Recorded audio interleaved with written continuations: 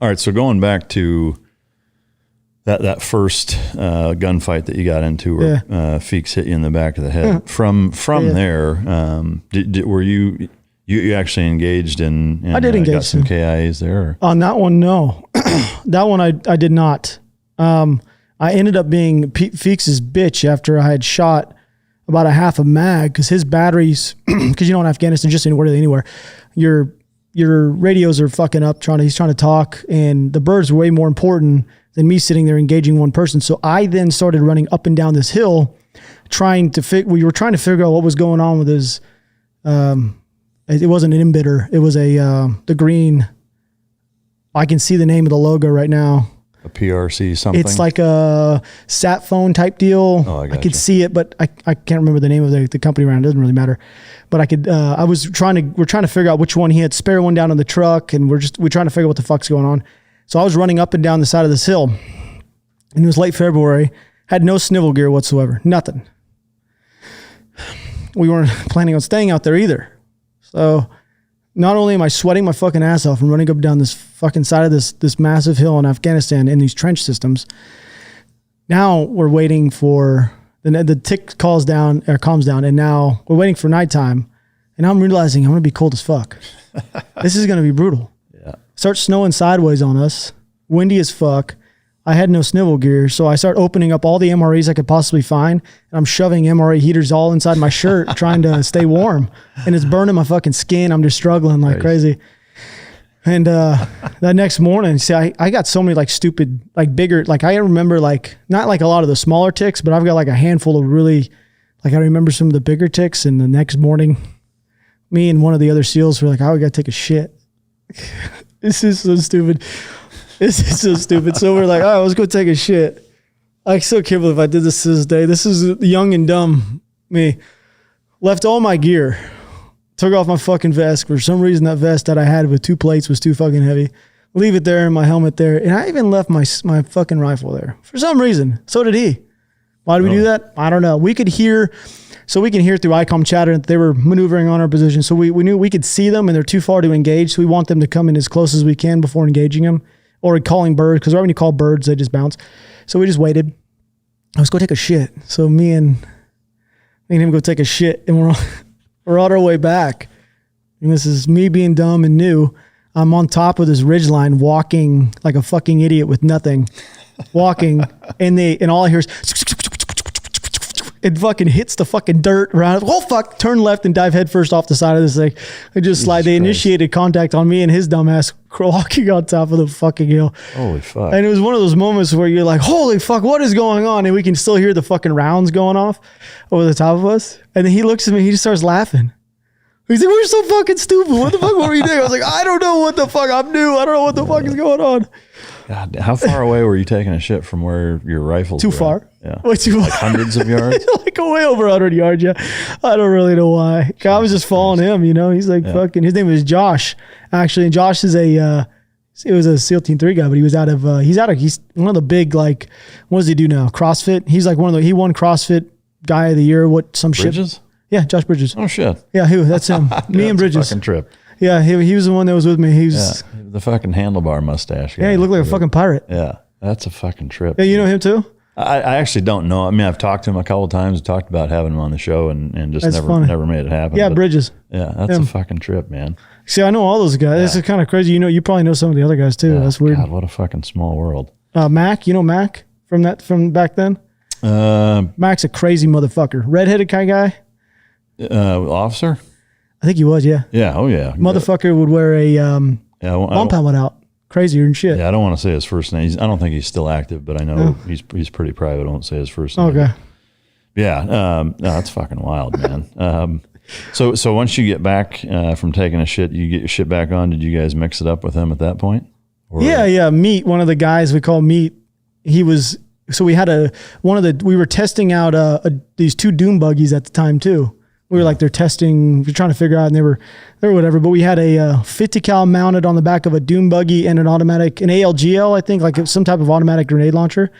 And they just fucking sent it. They just did like almost an expenditure of ammo at them. And then we got back to where we were doing and continued to do when I think we shot like fucking, me and him shot 10 Carl G's rounds that day at him. Every time he shot him, I just remember holding my ball sack because the first two, I was like, I felt like someone was kicking me in the fucking nuts because he was holding them. I would do the whole loading process for him, and he would just keep sending the rounds. So every time I remember, fuck, that dude just kicked me right in the sack. Yeah, the Carl Gustav is, that's a badass. I love it. Rocket, no doubt about it. I myself and a guy I've actually had on the show, one of my best friends, Shane. He and I were the Gustav gunners on that deployment, and I remember doing we did some IADs, immediate action drills, with them where we would fire and maneuver shooting fucking Carl Gustavs and having to carry that, and they're 7 pounds around, and moving in teams trying to load and fire that while we're doing. It's kind of difficult. It was kind of a bulky bastard too. Oh, it's terrible. Yeah. But it works. Yeah, carrying it in and out. To me, it's the rounds, right? If you're carrying 4 rounds, it's 30 pounds, 30 fucking pounds of shit. And then the gun is like fucking 9 or 12. We had so many rounds though. Because we would strap, they came in those 2 tube deals. Yeah. We had these things fucking strapped, built. These fucking side by sides were built to hold 4 of them, or 8 of them a piece. Yeah. So we had like a fuckload of you're not going to run out of Call of Duty rounds with us. Well, so the interesting thing with that, the military guideline or statute is that you're only supposed to fire 4 of those in a 24-hour period because of the concussion. Oh shit! Yeah, I didn't know that. Yeah, that's actually how I found out that I had valley fever. A lung disease was that I was the range safety officer for what the fuck a SEAL qualification training class where we shot like 60 of them. I was the RSO for 60 of them being shot, so I'm kneeling down right next to them. And I ended up having to go to the fucking hospital afterwards. And I didn't know that. Yeah, you're only supposed to shoot 4 of them. But, was it? Or at least back then you were. I don't know. Maybe it's different now. But, no, that's fun. We shot 10 in fucking 5 minutes or 4 minutes or some shit. Yeah, shit's brutal. But did you actually hit anything with them? I don't know. I was a loader. Yeah. I wasn't shooting them. Yeah. He was shooting them. Yeah, he was sending them out. He was definitely accurate because when he started shooting those is when their fire stopped. Yeah. Yeah. I know they're fucking brutal, and I love that they have so many rounds for them. Well, Shet rounds was awesome. Yeah, and that high explosive dual purpose round. It's like fucking. Man, that's crazy. Yeah, you were the guy that must have started everything with that. I was just the idiot reloading for another guy. Oh, it's a trip, man. All right, so how long was that whole deployment? That one was that tour was 9. That one was 9 months. That rotation was 9 months. And are there any other big firefights or operations that stick out? Inside of that deployment? Oh, sorry. Yeah, inside of that one? Yeah, what? Hell yeah, there was a whole bunch. There was a whole bunch. Yeah, there was. I guess the funny ones is so we were doing split ops. Yeah. You had A team and B team, and we were B team. So we just rotate every single time when something big would happen. One would stay back and be QRF essentially, And then we were doing a clearing op of this village. It was, of course, it was horrendous. It was real shitty. And it was actually it was the first time that we actually had to deal with a CQB style clearing, they were literally having to go house to house, one of the first ones of that deployment. And I recall QRF got spun up. So me and my guys started doing all our shit. And this is the first time they needed refitted of grenades. They asked for a refit of grenades. So we started, everybody's all hands on deck, fucking stripping and prepping grenades and taping them and doing all that bullshit. And the bird gets there and it happens so quick that we're loading all this shit up and we're doing comms check on the bird over there, trying to fucking get everybody in sync. And of course, no one's ever fucking on the right fucking channels. I remember that. Pat's sitting there asking, "Are you?" I'm like, "I can't fucking hear you, my ear." And then we finally get it figured out before we get there. But we land and there's a pile of body bags. I'm like, "Oh fuck, this is pretty bad. What the fuck is this? We can do all these body bags. Why is there all these you don't know what's happening because you haven't been able to hear anything. You just land and you just know it's really fucking bad." They had they had 100 fucking men from this village gathered up in this fucking kalat, and there's probably 10 body bags that are, I don't know who's in them. I don't know what they're filled with, but the LT looks at me and he goes, "Give me your most junior guy." I said, "Okay, here he is." And this guy's first time riding in a helicopter. He was so fucking excited to go out. He's like, I'm going to fucking do something. He had to go watch body bags. Oh, shit. So he had to load all the body bags onto the bird, go fly him back, and then go sit with him for 3 days. Holy shit. Who were in them? It was no Americans. It was like Afghan female civilians and children, or not children, but there was female civilians, and there was Afghan SF guys. Oh, no shit. So all the Taliban guys that were dead, we let them lay. We didn't pick any of them up, of course. I mean, we didn't know if they were rigged or not. I mean, I don't know.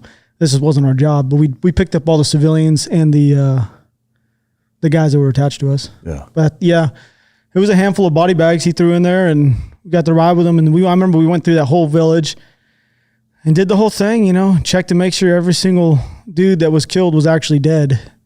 And that was my first time actually doing that. You train for these weird exercises like, oh, you got to make sure the guy's actually dead, not playing dead type scenario. I'm sure you've done that a million times. Or, you know what I'm talking about? And where you walk through and either kick them in the nuts or step on them in a certain area or poke them. And you know what I mean? Just make sure they're actually dead. First time I actually had to experience that and watch somebody do it. And I was like, it's kind of weird. That was kind of my first weird, like up close and personal with a bunch of dead people. Yeah. Well, we did sift through a bunch of houses, and that's when I realized that they were doing a lot of drugs over there. I hadn't realized how many drugs they were doing. Like a lot of drugs they were shooting up. Like I didn't realize they were doing that much. And I'm really glad I had gloves on. But that whole day we moved through there. And did you ever run into anybody that wasn't dead that was pretending to be dead? No, I never did. No. I think in that just with the SEALs in the 4 months we killed, I think they had like a running total like 84, I think's what it was. Like that we really went through there and mop up some of the really bad guys. Yeah. They did a good job. Of course there were civilian casualties, of course, but it wasn't something we were trying to do. Yeah. But and in some of those operations, were there any from a kind of tit for tat standpoint where you guys had your hands full? Like were there ever ones where it was almost too there was. This gives me goosebumps. It's like the first time I ever killed somebody was one of those scenarios. Can you? It was really. Walk us through that. Oh yeah, it was one of those kind of situations. Like I was down to 3 rounds. Like we fucking were black on ammo, and we went into this area to clear it just like we always had before. And we had some squirters. We were moving in the backside of these hills because we know if we came in the front side where it was a little easier to get in, they would easily spin up, and we wanted to try to surprise them essentially.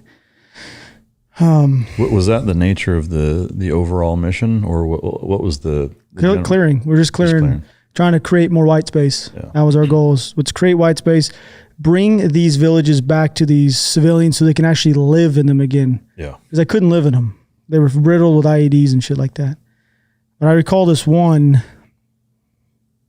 It was I remember the hills, looking up. We're coming on the backside of these things, and these men were working in these fields, and they started running right when they saw us. Like instantly. They dropped their shit and just took off. And of course, we wanted to try to pick up as many escorters as we could. But I remember a couple of them did get away because they were farther off, and they did peel around the end of the draw and got around and got into the village. And I remember a couple of the SEALs, one of the bigger ones, he was a big motherfucker, scooped these guys up. There was a couple of y'all who were huge, like just jacked as fuck. And scooped these guys up, bagged them, tagged them, tried to figure out what they were doing, moved them off of the way. And I remember looking up this fucking hill, and I'm thinking, oh my God, I got to climb up this son of a bitch to get high ground. Fuck me. Okay. So I remember taking a deep breath. It legitimately took us about 30 minutes plus to get up this hill. I mean, everybody there is in exceptionally, like we're all in very, very good shape. Yeah. And we're not loaded down real heavy either. One of the guys had actually rolled a side-by-side down the hill, dislocated his shoulder. So he was carrying at the time, I think it was a 48 with one arm, but he was a huge motherfucker. And he was carrying that up. And I remember we're looking across his hills, and the radio comm's a little bit difficult because the amount of iron ore, whatever content that's in there, was kind of jacking up signals. And I look across, and there's all of us are spread real thin along this ridge line. And I look down over here, and there's another element of us moving up this hill. There's 3 SEALs and 3 SEALs on this side, and then down on even farther was another one of those gentlemen with a buddy of mine named Benji. And they were a bit too far for comfort for me, like personally, because I was looking, I was like, they're a little kind of separated. I don't think they realize how, one of those kind of situations, I don't think they realize how separated they are from the main element. And I'm trying to get a hold of them, and I can actually talk to them. So I could talk to them who are farther away. I don't know how to do line of sight, but they couldn't talk to the element between us. It just didn't work. But I could talk to the LT, and the LT couldn't talk to them. So I was almost like me and Keating were like the guys that could only have a conversation. It was really weird. Yeah. And as I'm looking through here, we can see the entire town. All of the women and children are starting to peel off. They're starting to leave. So we know what's about to happen. Like, we know, we're all sitting there prepping, like it's about to fucking kick off. Like, we know it's going to happen. And I see these 2 guys, there's 2 hills like this. And I'll never forget this, because there's, they came running across like this, and they start going up the back side of this hill. And I couldn't talk to the SEALs that are on this hilltop right here, and couldn't tell them that they're about to link up and literally meet. If they kept going, they're about to meet at the top of the hill with Taliban. Like, they're literally coming up like this. It's not a very big hill. It's like a fucking mound. Yeah. So that's when we realized that we needed to actually engage. Like, we needed to engage, because I could see the guys. This is the first time I'm like, what the fuck? Like, no one else can see this shit, but it's me and Feeks, or excuse me, Keating are sitting there like, no one else can see what's going on. These guys are crawling up the backside of this fucking hill, and he's wearing his mans, and he's got a fucking AK. He's fucking just getting it. So it's the first time fucking he just starts sending rounds. And I've never seen somebody kill 3 people so fast. Than Keating did? Yeah. Like, fast. And right when he shot, the entire fucking village down below exploded on us. Holy, it gives me goosebumps thinking about it. Like, what I mean, like, fucking on us, like, because we, like, on us, holy fucking shit. It was the worst fucking, like, actual fire I think we received that entire deployment, because it was fucking, like, on, like, it was pretty bad. And at this time, we couldn't really tell what was going on, but they engaged the 2 guys I told you that were way too far off, and they were fucking pinned down like a motherfucker. And this is at the same time, this was going on. Benji was a buddy of mine. They were pinned down by a sniper fire, and we couldn't engage the sniper. No one could see the sniper. No one had no idea where he was, but he was actively, he could see them, and he was shooting at them. And I remember them coming over the radio, and I could tell they're really, like, they're usually real calm guys, but this was like one of the first times I heard them like, we're fucked, like, we need help really bad, but he couldn't do anything. So they were in this situation for about 5 minutes, and Benji, they started doing this random shit that you would see in, like, movies. Like, they would take their helmet off, like, bring it up over to, like, try to get him to shoot at it so they can try to figure out where he's at. And they finally do this, and the gentleman we spoke about earlier figured out where this guy was shooting at to then engage him. So then Benji legitimately did a burpee. Literally did a fucking burpee, had the guy shoot at him to engage, and then the other SEAL literally fucking took out the sniper at the same time. Like, this was like, when you talk about chaotic moment that's going on, all this shit's going on, and they're still engaging us like a motherfucker from the village. Then at the same time, this is when I actually got to finally shoot at something, or an individual that I could see, instead of, because I was the one that was helping, I was helping Keating engage his guys, and also, like, he was shooting and actively shooting so fast that he needed to reload ammo. Yeah. So I was literally reloading his mags with some of my shit real quick and helping him walk on target on these other guys. And I seen another gentleman coming through, and he was wearing all black. And this was because we already knew how far he was. We had ranged this entire area, and he was 1170 out, and he came peeling through, and he was going directly towards the guys we could not fucking talk to. And I remember I stood up and fucking, I was never, people say 1 shot, 1 kill bullshit. That's not real. It's 1 shot, good correction, keep sending. That's pretty much what I did. I remember it was about 3 shots later, this guy, he was on like a full fucking movement, like quarter facing me, and he just ate shit dirt. That was the first time I ever killed somebody. He was 1,170 meters out. Oh, shit. And he was running towards those guys that we couldn't talk to. It was that same situation. Those SEALs on that hill had no idea how many guys were actually coming to them because they couldn't see on the backside. Do you have any idea, ballpark, of how many there were? On the backside of that hill? Yeah. We killed 5 guys on the backside of that hill that day. As far as the village coming towards them? Oh no! That day, if I remember correctly, because we all smoked cigars afterwards, I think the kill count came to about 15 in that one engagement. Wow! But it was, well, I mean, like we all ran it. We were black on ammo. Like we had to call for air support to get us out of there, like to follow us out, because we had literally no ammo. God damn! That's a fucking trip. Yeah, it was crazy. That was the most heavily engaged day of the entire trip. We did some other really, I guess you'd say for a normal deployment, really crazy firefights, but that one right there, because I remember I had to I stood up while we were taking fire to draw, like it was just fucking madness. Yeah. Gets me kind of jittery just thinking about it, honestly. Kind of, I don't know if I feel like I started sweating right here. I can see it. So the guy you dropped was 1170? 1170, yeah. I got it tattooed on my arm. Is that I'm assuming the longest shot you the longest kill shot I ever had, he was 1170. That's see right there. MCLXX. That's no joke. And that was with the scar, with the... It was a scar, yeah. And it felt pretty good. I actually got I got a little fucking one of these coins for it too. Felt good about it. Yeah, awesome, but that was one of our moments when that team actually really took us in, and we were like kind of like one of those, like I wasn't clear I wasn't a SEAL, but I was like one of their, they could trust that I was there with them. I was there with them to fucking. Yeah. Was it one platoon of SEALs that you were with, or were there more? Yeah, I think it was one platoon, and they were running split ops. Okay. They were really good at their job. I'm gonna be like, they were really phenomenal. They would probably be a lot better in an urban environment than in the type of environment we were in. Yeah. And because they were so good at CQB is scary. Like they are scary how good you don't want them fucking around in your house. I'll tell you that much right now. Yeah, no shit. But yeah, we did a whole bunch of shit. We dropped, oh man, I mean, I don't know if you enjoy these stories, but one night we dropped tons of 500 pounders. We only got approved for one. They dropped like 7. What was was it the same kind of thing? Were most of the operations that you were doing for that entire deployment all kind of the same thing of trying to take these villages back? Or except when I went out to East with the SEALs, we were trying to do clear white space and take back ground for the civilian population. And out East, it was like we hit a fucking hornet's nest with a baseball bat.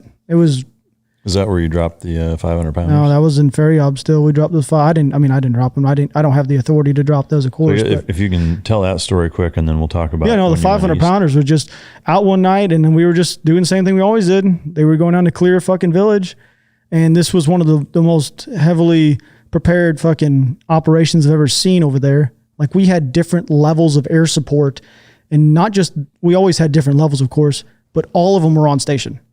Like an AC-130 was on station. An AC-130 shot that night. Like, everything was on station and everything was used that night.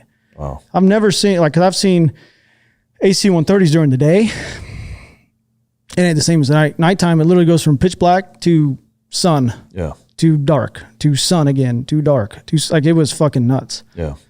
But they were just doing clearing, trying to get back. There was a 50 cal and some nods that had been lost by the fucking, the National Guard. So we had intel that they was inside that village, so we needed to go back and get it from them. Of course, we dropped 7 500 pounders. One of them didn't go off.